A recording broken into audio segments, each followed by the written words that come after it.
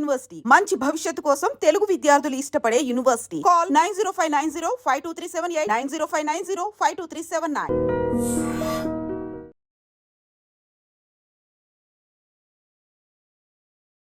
నమస్తే, నేను Kavitha. Welcome to I dream. IPL 2025 season ఆసక్తికరంగా జరుగుతుంది. అందులో మోస్ట్ ఇంపార్టెంట్ థింగ్స్, రెండు అంశాల మీద ప్రేక్షకులు ఇప్పుడు ఎదురు చూస్తున్నారు.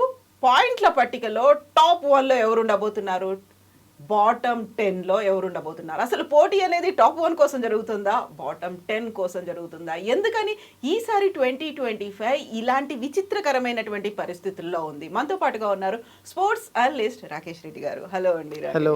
సో ఇదేమన్నా నేను చాలా పిచ్చి అనాలిసిస్ చేశాను, ఎందుకంటే ఇవన్నీ కూడా సోషల్ మీడియాలో విపరీతంగా వినిపిస్తున్నాను. అరే వీళ్ళు మేము హాట్ ఫేవరెట్లు అనుకున్నామే, వీళ్ళేంటి ఇంత చివరికి పడిపోయారు, దీని లాస్ట్ స్థానం కోసం ఏమైనా పోటీ పడుతున్నారా? అంత డిసప్పాయింట్మెంట్లు. ఎవరైతే హార్డ్ కోర్ క్రికెట్ ఫ్యాన్స్ ఉంటారో, సగటు ప్రేక్షకులు ఉంటారో, వాళ్ళకి ఎందుకు ఇలాంటి డౌట్స్ వస్తున్నాయి ఈసారి? సో మీరు చూడండి, 2 teams, Mumbai Indians and Chennai super Kings, they have shared the cup between them for 10 years. అవును, 17 సీజన్స్ జరిగినాయి, ఇది 18th సీజన్. 17లో 10 times వాళ్ళే గెలిచారు, నీకా నాకా అంతే. And the other team is Deccan chargers ఒకసారి, సన్ రైజర్స్ ఒకసారి, టెక్నికలీ హైదరాబాద్ 2 సార్లు. సో 12 times ఇక్కడే జరిగింది. అండ్ ఈ 3 టీమ్సే బాటమ్ నుంచి 10, 9, 8 పొజిషన్స్లో ఉన్నాయి. అండ్ ముంబై ఇండియన్స్కి huge fan base, Chennai Super కింగ్స్కి huge fan base. And fortunately or unfortunately అనాలో తెలియదు కానీ సన్ రైజర్స్ హైదరాబాద్కి లాస్ట్ సీజన్లో చాలా ఫ్యాన్ బేస్ పెరిగింది. సో ఇంత ఫ్యాన్ బేస్ ఉన్నప్పుడు ఆబ్వియస్గా సోషల్ మీడియాలో బజ్ చాలా పెద్దగా క్రియేట్ అవుతుంటుంది. అది one of the reason.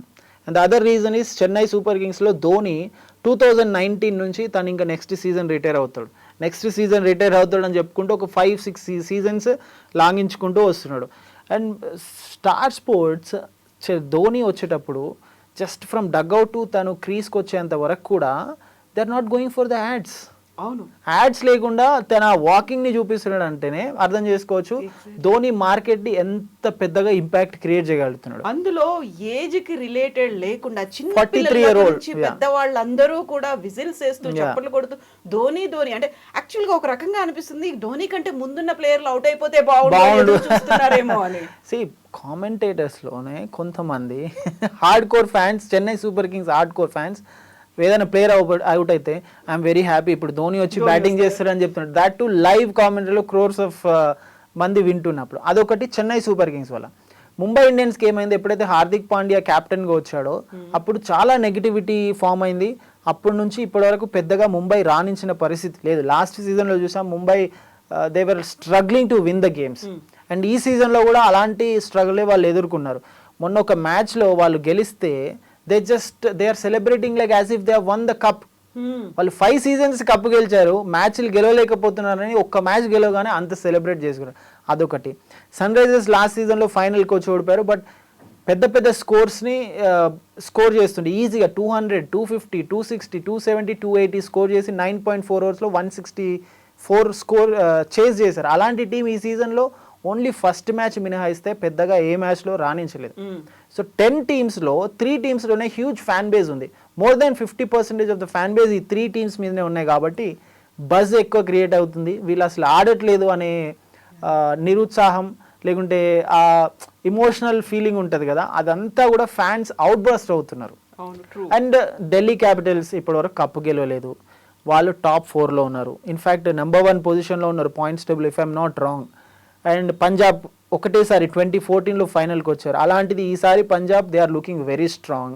And Gujarat titans వాళ్ళు ఎంట్రీ ఇచ్చిన ఫస్ట్ సీజన్లోనే కప్పు గెలిచారు, సెకండ్ సీజన్లో ఫైనల్కి వచ్చారు. దాని తర్వాత శుభ్మన్ గిల్ని కెప్టెన్గా అపాయింట్ చేసుకున్నారు. Last season they didn't perform well. And ఈ సీజన్లో వాళ్ళకి అసలు ప్లేయర్స్ సరిగా పెద్ద players, named players, recognised players, fame ఉన్న ప్లేయర్స్ ఎవరు లేరు. అయినా కూడా they are able to win the matches. So ఏవి కూడా లక్నో సూపర్ జైంట్స్, రిషబ్ పంత్ ఢిల్లీ నుంచి లక్నోకి రావడం, అండ్ కోల్కతాకి అసలు కెప్టెన్ ఎవరు ఉంటారు అని చెప్పి ఎక్స్పెక్ట్ చేసిన టైంలో ఫస్ట్ రౌండ్లో అజింక్య రహానని ఎవరూ తీసుకోలేదు. ఆ తర్వాత లాస్ట్ రౌండ్లో KKR got him for his base ప్రైస్కి తీసుకొని తనని కెప్టెన్గా చేయడం. So these teams they are in the top 5. Expect చేసిన టీమ్స్ బాటమ్ హాఫ్లో ఉన్నాయి, అన్ఎక్స్పెక్టెడ్ టీమ్స్ ఏమో టాప్ హాఫ్లో ఉన్నాయి. కాబట్టి అందుకనే పెద్ద చర్చ జరుగుతుంది. దట్ టు 12 సీజన్స్ కప్ గెలిచిన 3 టీమ్స్ బాటంలో 8, 9, 10 ఎవరు వస్తారు ఈసారి బాటం నుంచి ఫస్ట్ అన్న విధంగా ఈ 3 టీమ్స్ పోటీ పడుతున్నాయి అన్నట్టు అనిపిస్తున్నాయి. ఎగ్జాక్ట్లీ. ఉమెన్ ప్రీమియర్ లీగ్ ని ముంబైయే గెలుచుకుంది. ఆ ప్రెషర్ అనేది వీళ్ళ ముందు ఉంటుంది. ఈసాలా కప్ నామ్దే అనేటువంటి ఒక నినాదం ప్రతి ఒక్కరికి ఉంది. అది కూడా అండ్ ఇన్ఫాక్ట్ మనం ఆర్సీబీ గురించి మాట్లాడలేదు. ఆర్సీబీ ప్రతిసారి they only focus on star players. Virat Kohli చుట్టూ టీం తిరుగుతూ ఉంటుంది.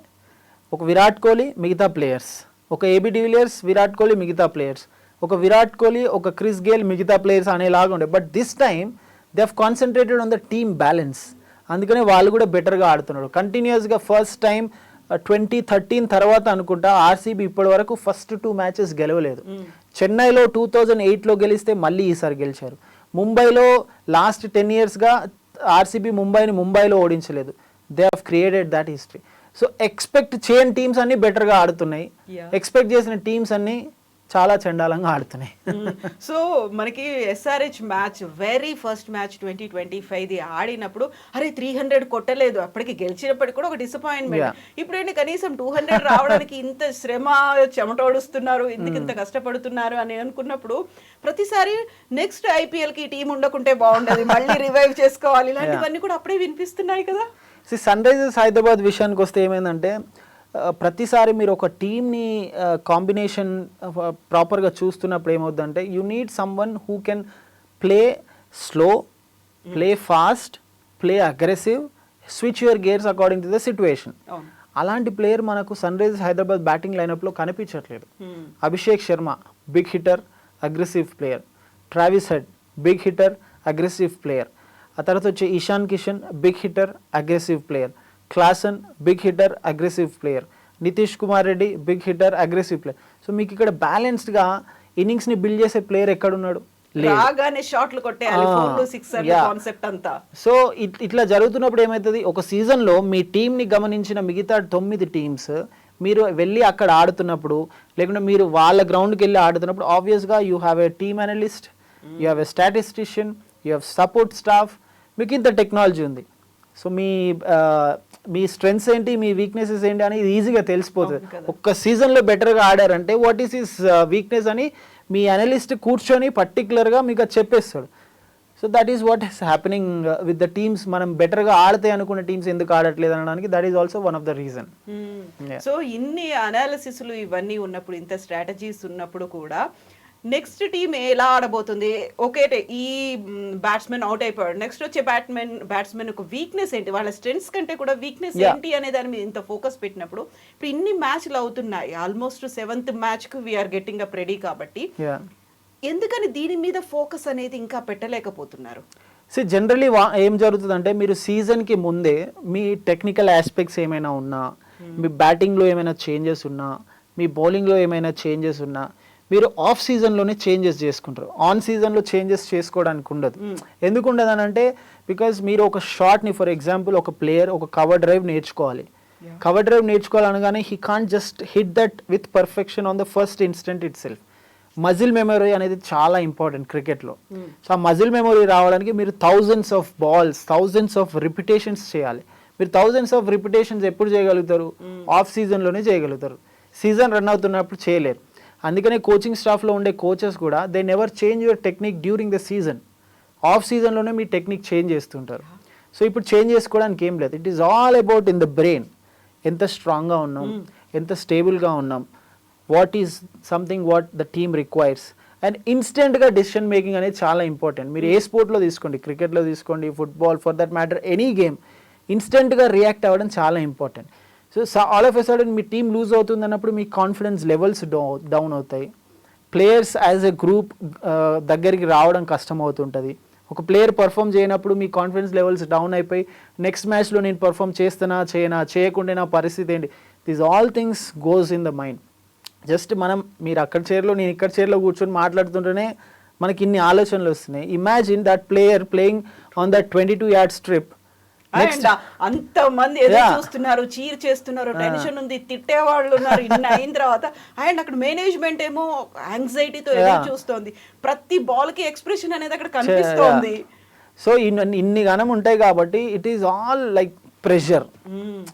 గెలిస్తేనే మీరు రాజులు, గెలవలేదని అంటే యూఆర్ లైక్ ఇంకా మిమ్మల్ని కనీసం ఒక ప్లేయర్ లాగా కూడా ట్రీట్ చేయరు. ధోని ఎగ్జాంపుల్ తీసుకోండి, లాస్ట్ సీజన్ కంటే ముందు వరకు చాలామంది చెన్నై వాళ్ళు ధోని హార్డ్ కోర్ ఫ్యాన్స్ ఈ సీజన్లో దే ఆర్ క్రిటిసైజింగ్ ధోని. మీరు ముందుకు వచ్చి ఆడొచ్చు కదా, ఎందుకు ఆడట్లేదు, లాస్ట్లో వస్తున్నారు, మీరు ఫిట్గా లేకుంటే ఎందుకు ఆడుతున్నారు, మీరు పక్కకి వెళ్తే వేరే ప్లేయర్కి వస్తుంది కదా.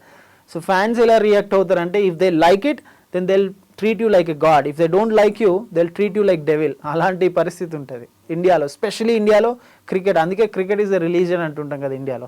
ఎగ్జాక్ట్లీ. సో ఇప్పుడు మనం బాటమ్ 3 గురించి మాట్లాడుకున్నాం. టాప్ 3లో టాప్ ప్లేస్లో నెంబర్ 1 ప్లేస్లో ఎవరు ఉంటారు అనుకుంటున్నారు? ఎవరు కప్పు కొడతారు ఈసారి? సో ఐ థింక్ గుజరాత్ చాలా స్ట్రాంగ్గా కనిపిస్తుంది. వాళ్ళకు మంచి కోచ్ ఉన్నాడు Ashish Nehra, is a very big cricketing brain. RCB కూడా బాగా ఆడుతుంది. అండ్ పంజాబ్ కింగ్స్ ఈసారి ఆప్షన్లో టీం చాలా పర్ఫెక్ట్గా సెలెక్ట్ చేసుకున్నారు. They have got few young players, చాలా బాగా ఆడుతున్నారు. అండ్ ఈ త్రీ టీమ్స్ చాలా బెటర్గా కనిపిస్తున్నాయి. LSG Lucknow super giants all of a sudden they are playing well.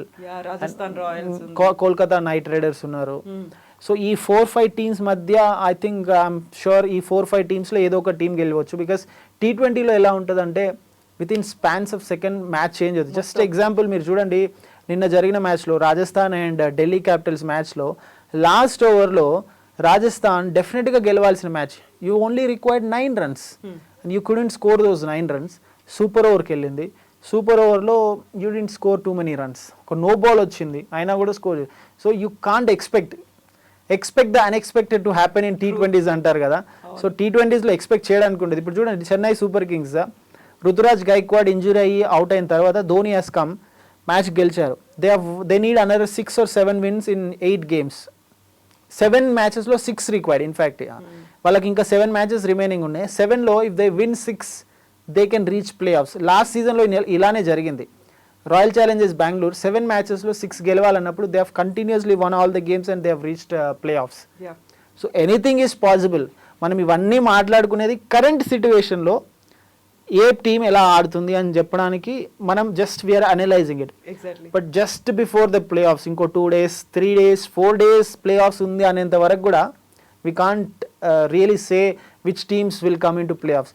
ఈ సీజన్ స్టార్టింగ్ కంటే ముందు చాలామంది ఎక్స్పర్ట్స్ సన్ రైజర్స్ హైదరాబాద్ని, చెన్నై సూపర్ కింగ్స్ని వాళ్ళ ప్లే ఆఫ్స్లో పిక్ చేసుకున్నారు. బట్ ఇప్పుడు చూస్తే ఆ సిచ్యువేషన్ అలా లేదు.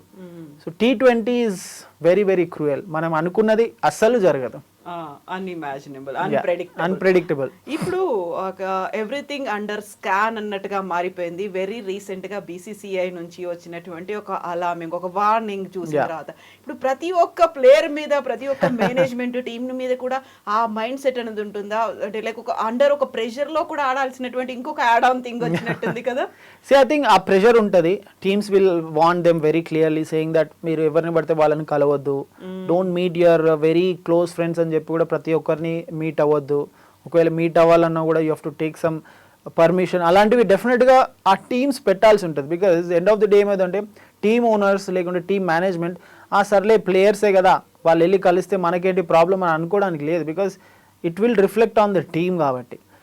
సో డెఫినెట్గా any franchise for that matter, not just మన హైదరాబాద్ బిజినెస్ మ్యాన్ వల్ల ఇది జరిగింది సో ఓన్లీ హైదరాబాద్ సన్ రైజర్స్కే ఎఫెక్ట్ ఉంటుందా అంటే no, all the rest of the other 9 teams plus this 10 teams కూడా చాలా అలర్ట్ అవుతాయి, చాలా కేర్ఫుల్గా ఉంటాయి. In fact if they require they may hire some agencies like security ఏజెన్సీస్ని కూడా హైర్ చేసుకొని టీమ్ ప్లేయర్స్ అంతా కూడా అదే పూల్లో ఉండేలాగా, వాళ్ళ ఫ్యామిలీస్ కూడా అదే పూల్లో ఉండేలాగా ఎక్కడికి వెళ్ళినా.